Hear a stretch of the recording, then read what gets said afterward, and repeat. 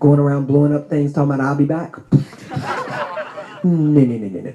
Child support computer is real basic. The reason why I say it's basic because it only does a couple of things. It only takes in data or information, and then only two types of data or information. Either good information or data, or bad information or data. And depending on that information, that tells the child support body exactly what to do. You see, if there's a lot of good information or data in that child support computer about your particular case, well, a lot of good things can happen for you, or you just may not hear from them people at all. And trust me, that's a good thing in itself. However, if there's a lot of bad information or data in that child support computer about your particular case, well, we've all heard horror stories about guys getting on the bad side of child support. That's probably why.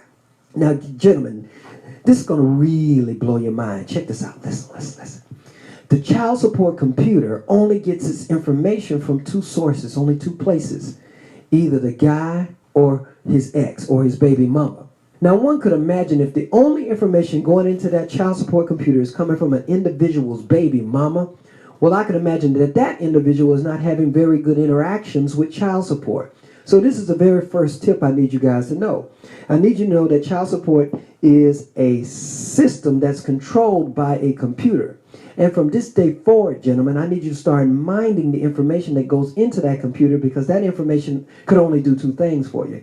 It could either help you or hurt you. That is my tip I want to share with you. Now, we're getting ready to jump into the good stuff, the juicy stuff, the commandments. And the very first commandment from my book, The 10 Commandments of Child Support, Learn from My Mistakes, and it just so happened to be the first commandment that's in the book, and that commandment is, thou shalt not run. Thou shalt not run.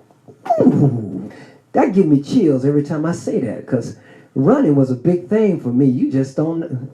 I don't think you guys understand exactly how big running was for me. If there was an Olympics for running and child support, I would have me a gold medal. No, better than that, I have a world's record. Because you see, ladies and gentlemen, I ran for 8 years.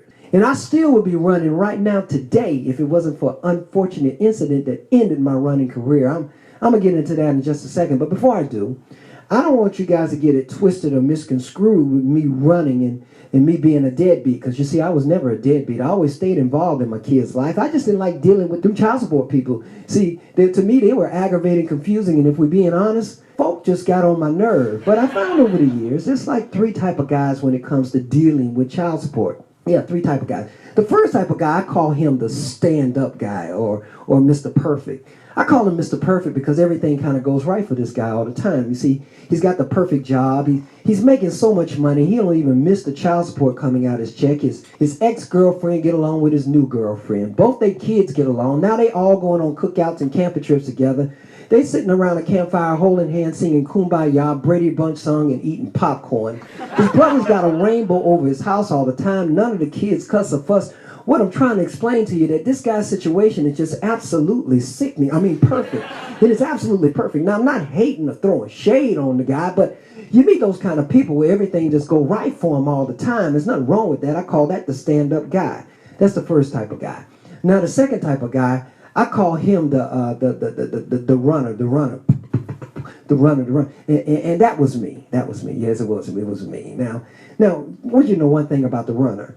Now, in the runner's heart, and bless his heart, he really wants to be that stand-up guy. But for whatever reasons, he finds himself running. And I found that men run for several different reasons. They run because they fear something, they don't understand something, or something that might happen that might make him a runner. Like he loses his job or a crazy baby mama. Gentlemen, you'll be amazed how fast you run because of a crazy baby mama. But in his heart, and bless his heart, he really wants to be the stand-up guy. That's the second type of guy. That's the runner. Now, the third type of guy. Wow, how do I explain? He's a whole nother animal, a whole nother beast. And that is the world-famous deadbeat. Yeah, the world-famous deadbeat. And you guys heard the term, the opposite of love is hate? Well, that's not true. The opposite of love is not hate. Hate is still an emotion, so it's still in the same feeling ballpark. The true opposite of love is a word called apathy. Apathy. And for those of you who don't know what apathy means, it basically means a lack of feelings, no concern, no emotions. What's the word I'm looking for? don't care. Don't care. And that's what I want you to understand about the deadbeat. See, gentlemen, he's not fearing anything. He's not afraid of anything. This guy right here, he really don't care. And because of that guy right there, child support has come up with some real interesting systems to deal with that guy. But unfortunately, gentlemen, when we run, we look an awful lot like the deadbeat, almost like identical twins. And because of that, all the wonderful things designed for the deadbeat gets applied to the poor old runner. Things like his driver license being suspended, liens on his property, seizing his business license, even putting the poor brother in jail. Speaking of jail, I would like to explain to you what ended my running career. You see, I wrote a whole chapter about it in my book.